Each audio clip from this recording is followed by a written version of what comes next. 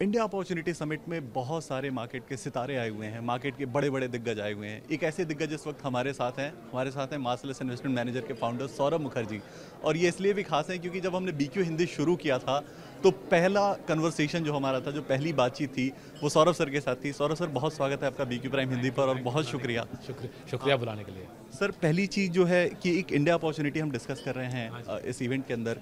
तो एक स्टोरी जो होती है इंडिया की, ग्रोथ स्टोरी जिसकी बातचीत चल रही है, हर स्टोरी को कहने के सबके अलग अलग तरीके होते हैं और वो स्टोरी अलग बनती जाती है। तो इंडिया की ग्रोथ स्टोरी आपके तरीके से, जब आप इंडिया की ग्रोथ स्टोरी कहेंगे तो वो क्या है? देखिए, ग्रोथ तो हिंदुस्तान में कई दो दशक से इकोनॉमी अच्छी ग्रो कर रही है। बस फ़र्क इतना है कि लास्ट 6-7 साल में फाइनेंशियलाइजेशन शुरू है। मतलब कि इंडिया में जो आम निवेशक है, जो पहले फ्लैट खरीदता था और ज़मीन खरीदता था और सोना खरीदता था, वो धीरे धीरे ये सारे फिजिकल एसेट्स छोड़ के स्टॉक मार्केट की तरफ आ रहा है, म्यूचुअल फंड खरीद रहा है, स्टॉक्स में खुद निवेश कर रहा है, पीएमएस ले रहा है। और ये फाइनेंशियलाइजेशन बहुत एक्साइटिंग है, बिकॉज इससे क्या होता है, जो आम निवेशक है वो देश की तरक्की का फ़ायदा उठा सकता है। आप जितना मर्जी रियल एस्टेट और सोना खरीद लो, इंडिया की तरक्की का फ़ायदा आपको नहीं मिलेगा। आप अच्छे कंपनी में स्टॉक मार्केट में आके खुद निवेश करो या म्यूचुअल फंड और पीएमएस में निवेश करो, आपको हिंदुस्तान की इकोनॉमिक ग्रोथ का फ़ायदा मिलेगा।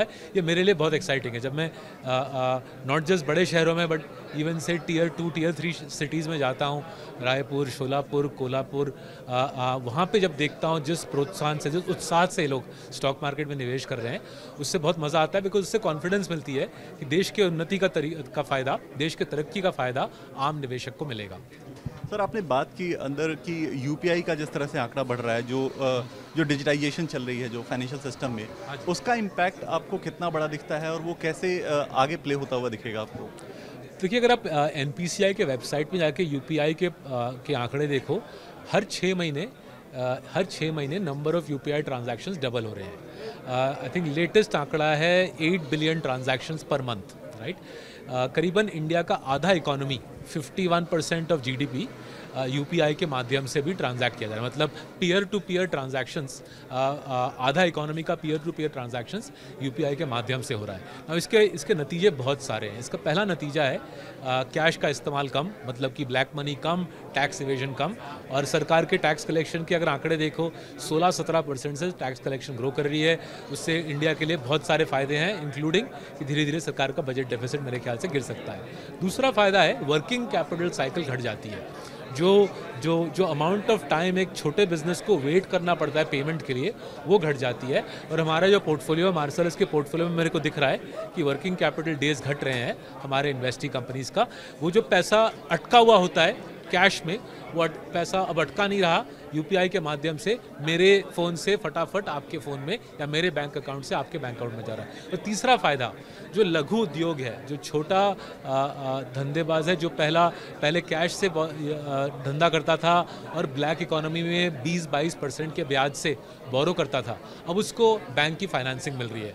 अगर आप हमारे इन्वेस्टी बैंक्स, एचडीएफसी बैंक और कोटक बैंक के रिजल्ट्स देखो, सबसे बड़ा ग्रोथ आज एचडीएफसी बैंक और कोटक बैंक के लोन बुक में है अनसिक्योर्ड एसएमई लोन्स। मतलब जो छोटा लघु उद्योग है उसको अनसिक्योर्ड लोन दे रहा है। और अगर आप शशि जगदीशन जी या उदय कोटक साहब के अनाउंसमेंट सुनो, उनका कहना है कि यूपीआई के ज़रिए से बहुत बारीकी से दिखता है कौन सा लघु उद्योग कैसा परफॉर्म कर रहा है। और इससे लघु उद्योग को 22 की जगह 12% ब्याज पे लोन मिल रहा है। सो फ़ायदे बहुत सारे हैं। बट एक डिस्क्लेमर दे देता हूँ, ये सारे जो बिजनेसेस के मैं नाम ले रहा हूँ उसमें मेरा निवेश है, मार्सलस के क्लाइंट्स का निवेश है और मेरे माँ बाप का भी निवेश है।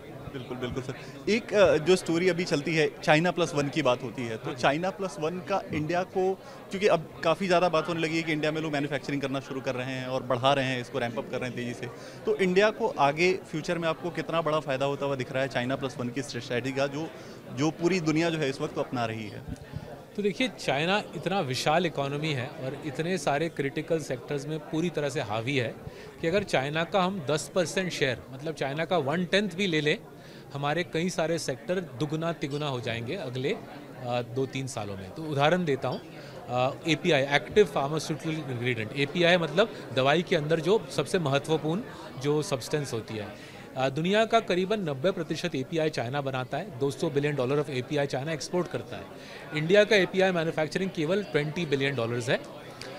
मानिए 10% ऑफ चाइना का मार्केट हम ले लें, मेरे ख्याल से 10 से ज़्यादा ही लेंगे, बिकॉज यूएस की सरकार काफ़ी चिंतित है कि यूएस की इकोनॉमी पूरी तरीके से चाइना के ऊपर निर्भर है एपीआई के लिए। बट मानिए 10% केवल हम चाइना का मार्केट से ले लें, हमारी देश की एपीआई इंडस्ट्री अगले 3-4 सालों में डबल हो जाएगी। उसी प्रकार से अगर हम स्मार्टफोन्स की बात करें, टोटल ग्लोबल मैन्युफैक्चरिंग करीबन 500 बिलियन है, 400 बिलियन चाइना में बनता है, इंडिया में केवल 20 बिलियन बनता है।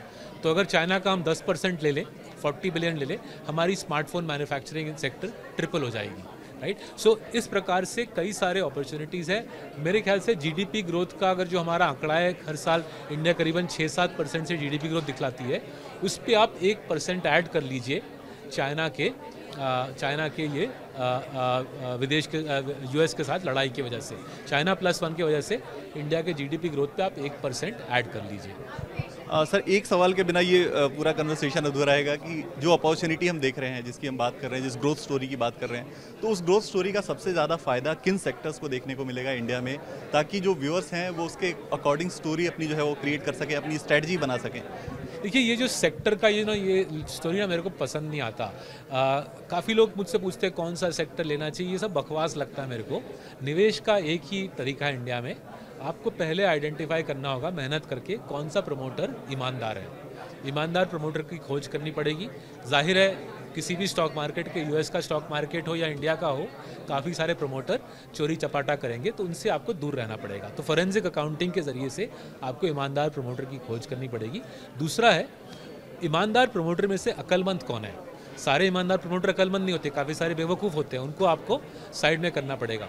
और फाइनली, ईमानदार और अक्लमंद प्रमोटर में से बाहुबली कौन है, मोनोपोलिस्ट कौन है, कौन सा ऐसा प्रमोटर है जो ऑपरेट करता है अपने कंपटीशन को तबाह करके। ऐसे प्रमोटर जाहिर है आपके चैनल पे आके या ब्रोकरेज इंडस्ट्री को बताएंगे नहीं कि हम बाहुबली प्रमोटर हैं, वो चुपचाप पैसा कमाएंगे। तो पहला आपको काम करना है, ईमानदार प्रमोटर खोजना है, फिर अक्लमंद खोजना है, और तीसरा बाहुबली खोजना है। सेक्टर की अहमियत एक्चुअली उतनी है नहीं, और इसलिए मेरे को थोड़ा गलत लगता है कि मैं आपके दर्शकों को बोलूं ये सेक्टर लीजिए, वो मत लीजिए। वो पूरा एक तरीके का आई थिंक रचनात्मक कहानी हो जाती है। ये बेस्ट तरीका हो सकता है, और सौरभ सर ने जैसा सजेस्ट किया कि आप इन्वेस्टिंग के लिए सबसे अच्छा है कि बेसिक रिसर्च खुद से करें और उसके बाद स्ट्रेटजी बनाएं और सेक्टर्स चूज करें। Thank you so much Saurabh sir, आप बात करने के लिए आज बीक्यू प्राइम हिंदी से। Thank you so much. Thank you very much.